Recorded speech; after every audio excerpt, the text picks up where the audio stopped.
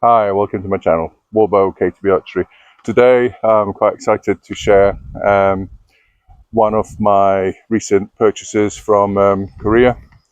I normally do a big, well, I normally buy a bow every year around May, June time, April, May, June time. And this year I was having a look and I thought I'd treat myself to a few extra bits that I hadn't gotten before. So first of all, I got myself a professional kind of bag. I've tested it and it fits 3 KTBs without any problems. It's got a big bag for all various bits and bobs. So whereas in the past I've carried my thumb rings, arrow pullers, spare glasses and everything inside the bow bags and had to remember to swap them out from one bag into another bag. Now I can keep them all in this and everything will be fine. It's quite wide. It's got a shoulder strap as well, so you can just sling it over your shoulder and carry it without any problems. Whereas over the other bow bag I've got, it's just got the handles. So it's always been a bit kind of, too manual. But with this, I'm really chuffed with this. And you can get this in different colours. So I chose red because I like red, and it's got the and it's made, as far as I know, by Ace, which are the company that I use normally. So really impressed with this bag. And from now on, I think I'm just going to sort of pick whatever bows I'm going to use, because normally I shoot with maybe two bows, and then just stick them in here, carry this, and then I can save the other bow bags from use of wear and tear. So that was number one item, which I'm really pleased with. And then the other thing I got was new bow. So this is the DaheanGung, DHG, and it's, aside from Kaya, which I haven't got any, it's the last remaining major kind of manufacturer, Korean bows. The only one that is still going on now that I believe is DaheanGung, which make bamboo KTBs, but they're not very easy to find online. You have to buy them directly from the maker through phone calls, etc. So it's quite difficult for foreigners or outsiders to do that. And there's another brand, DaheanGung, which I'd never seen one until very recently in the small ads in one of the Korean archery websites. And I don't know what kind of status they are, whether they're still making any or not. But again, you can't find them in shops. So, but with this bow, I bought some extra bits. So let's just go through them and show what I got. Let's see.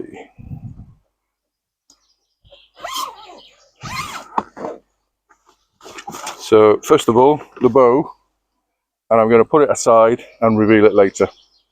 But let's have a look at what we have. So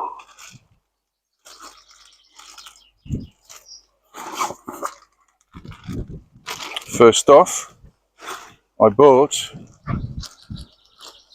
a Jusal Arrow. See the ring and the cord, and this is a KTA Arrow. Doesn't give me the specs. Let's take it out. That's the thing. I've only had a look at it, but I haven't actually unboxed it or taken it out properly. So let's have a look at this. So it's got typical Korean blunt end, and a ring, which is basically like a key ring. So I was expecting something a bit more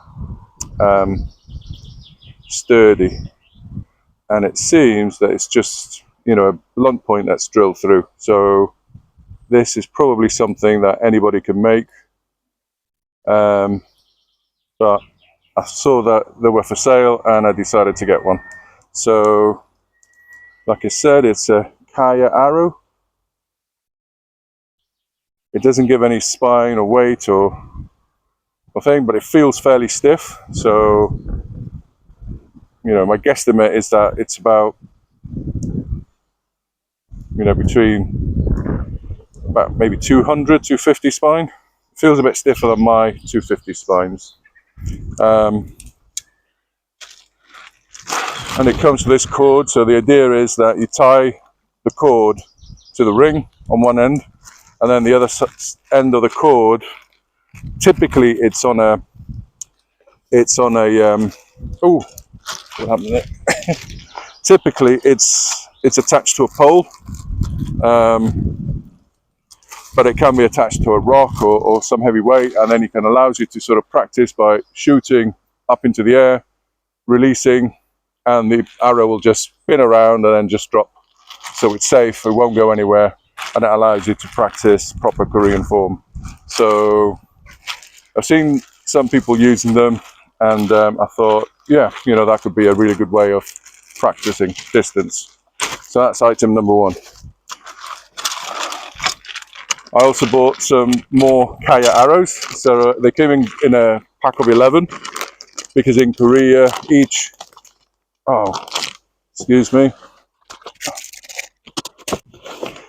end is 5 arrows. So this is essentially basically good enough for 2 ends, you know, two lots of 5-end arrows and a spare one. So it's not too bad. And again, they're very, very similar to the other arrow, a bit shorter, I think. These feel a bit bendier. Some people say that they should be about 400 spine, but you know, potentially 300 or more.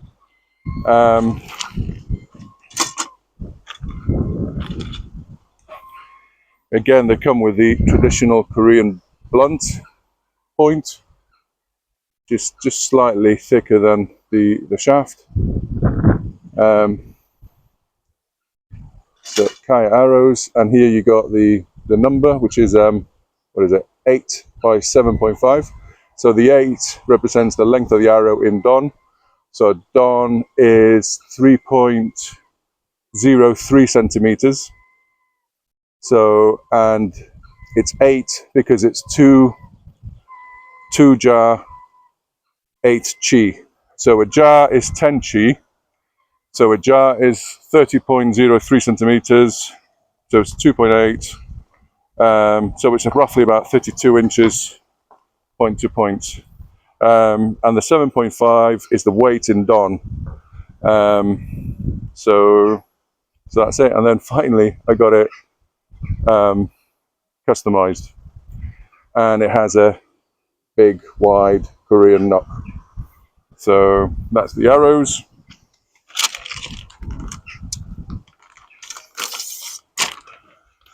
And to go with the arrows, I also got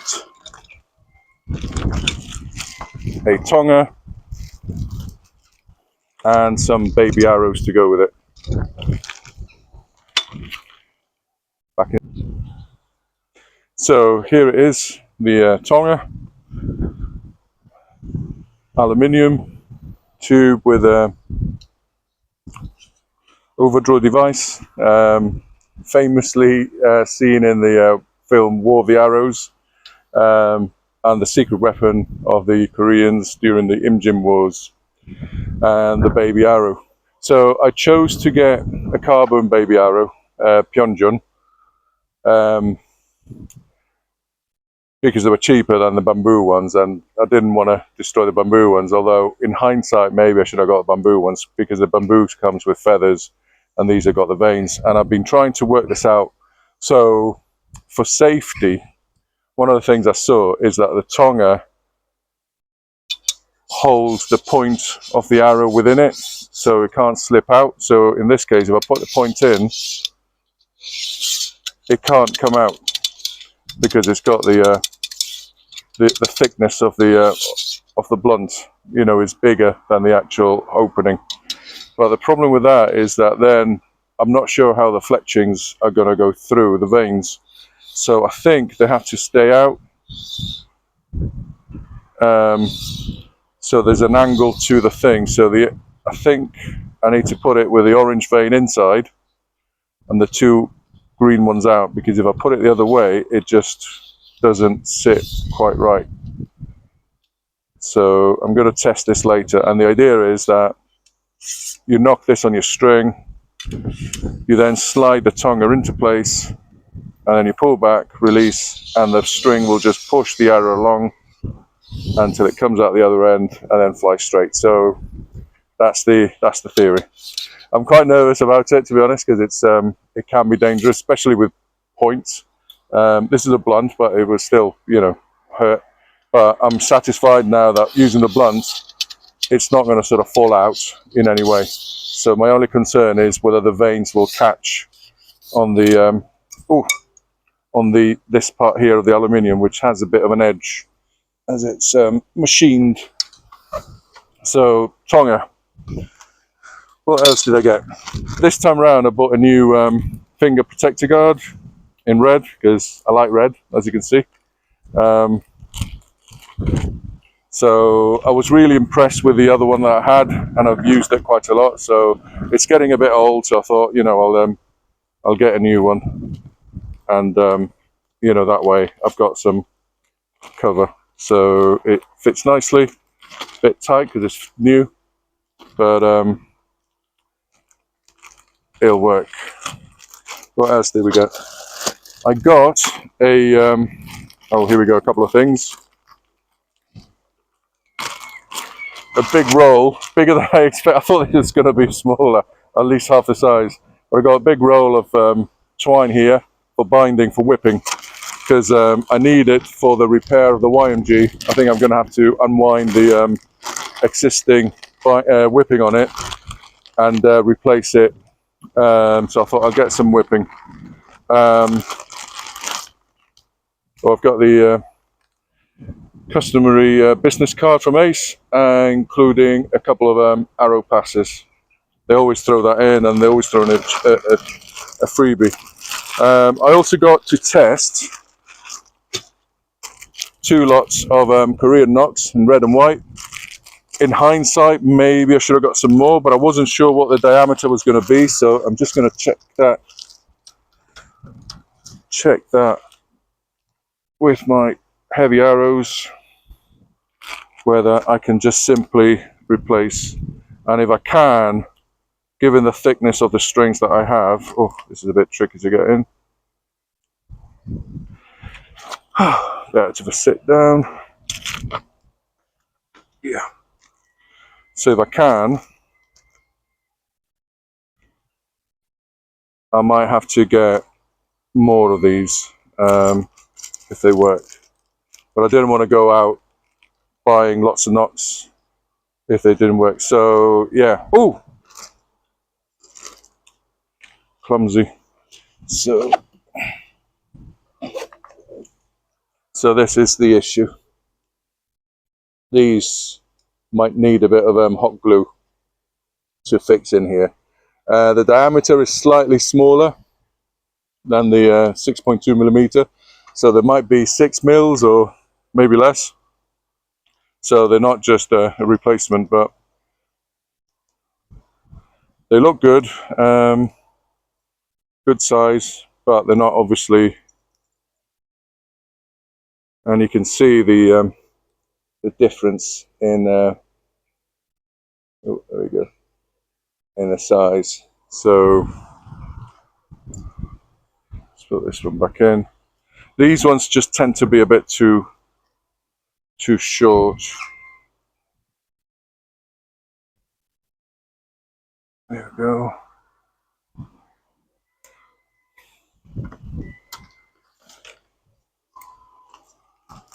So yeah, that'll be a hot glue session at home, trying them out next time. Well, I've got some on the Korean arrows, so we'll try them on them.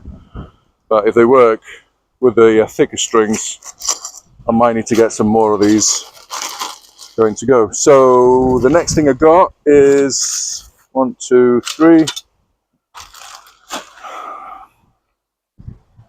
3 more thumb rings. So I'll start with the blue.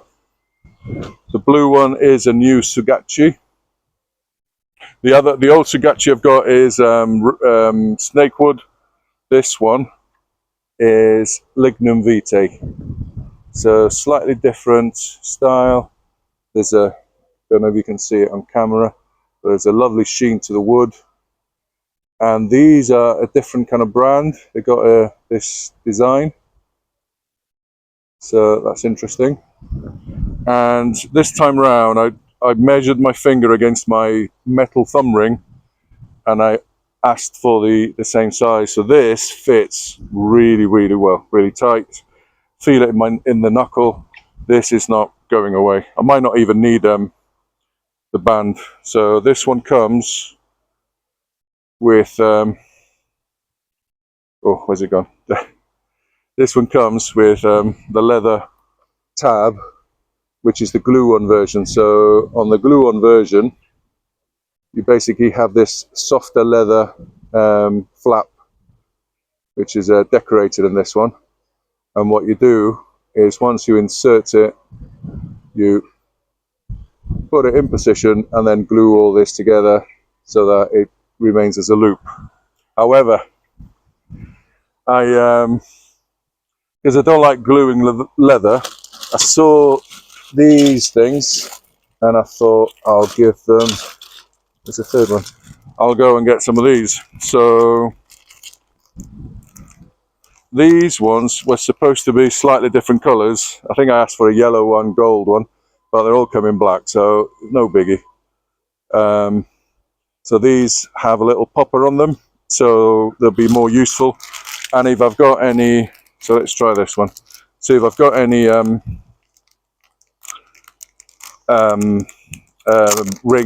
thumb rings, which I do, that some of them are a bit on the big side, I could add these to, so let's take this off. So this would go through here, pop it into place,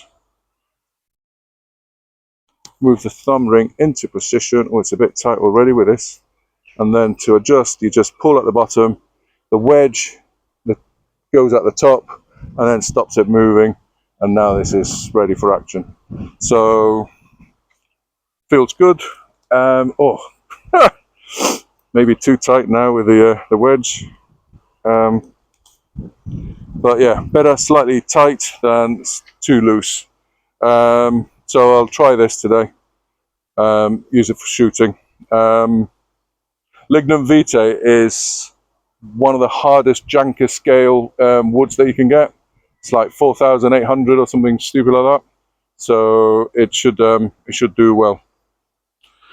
So that's this one in the blue. Then in the pink, I got another Lignum Vitae. This is again, it's got that kind of design. Can you see that? A bit dark. There's the light. Yeah, it's a bit overcast today, so the light's not very good. There. So it's got that kind of design, and this is without a chin cap, so it's completely clear. So this also feels a bit tight, but should be good. So I'm going to test this one, Amggakji, and see what it's like. And then finally, in the yellow, I got another one. I thought was going to get similar to last year, but this one's also got that kind of logo there, design. It's different to last year's. Actually, I'll take it out. Where is it? There we go. So this is the one I got last year. You can see the grain going in this direction. On this one, it's slightly different. It's going in a different direction. So this is the side profile. So I thought I was hoping for a smaller size of this one, and you can see it's the design is slightly different. But these are handmade, so you know they're all never going to be like perfect copies. I really like this one. It's just slightly too big when I ordered it. But ironically, it says it's a 7.3, and this one is a 7.2. But the difference in size, the fit is completely different. So again, it's a bit of a mystery. So whereas this one, you know, I can even pull it out. You know, oh, not today. but it has come off before this way. So, but this one feels really, really comfortable. So we'll see. And with aging, you know, over the course of the year, I've oiled it with linseed oil. It's kind of taken a really nice hue. This one, even though it's brand new and I haven't used it, it's got a couple of marks there, so I don't know whether it's been tested. It feels, this part here feels a lot thicker than this one. This one feels a bit thinner. This one feels thicker on it. So similar design, different manufacturer, and my only concern is the wood grain. On this one, I think it's stronger going in that direction. On this one, I'm not sure whether this will snap at some point, and maybe that's why it's thicker. So yeah, looking forward to using these. Oh, and just for comparison, this was last year's Sutggakji snake wood with a lovely kind of pattern and hue there, and this is this year's Lignum Vitae. So you can see, let's see if we can, holding the ends, you know, there's a difference. This one's more rounded, this one's got this squarish back with the logo. So different designs, different materials, but yeah, they both should be good.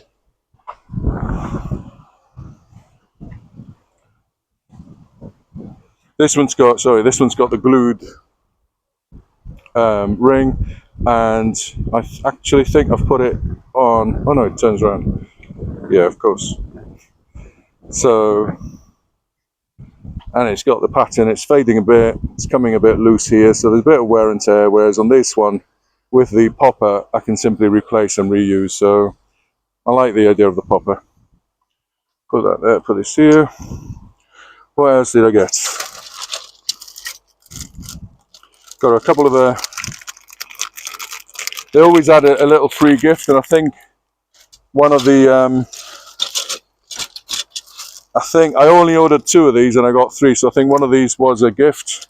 And then in addition to that, I got a couple of badges, one with my name on and traditional Korean target. So I'll put this on my hat. So that's really, really good. And another free gift that I got was another string keeper with the band for the zoom barrel. So it's a nice touch.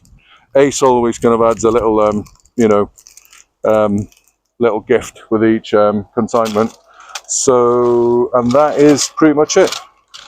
So got arrows, some rings, a Tong-Ah, baby arrows, the Jusal, the binding, and some knocks, and the string index protector, plus the bag and the bow.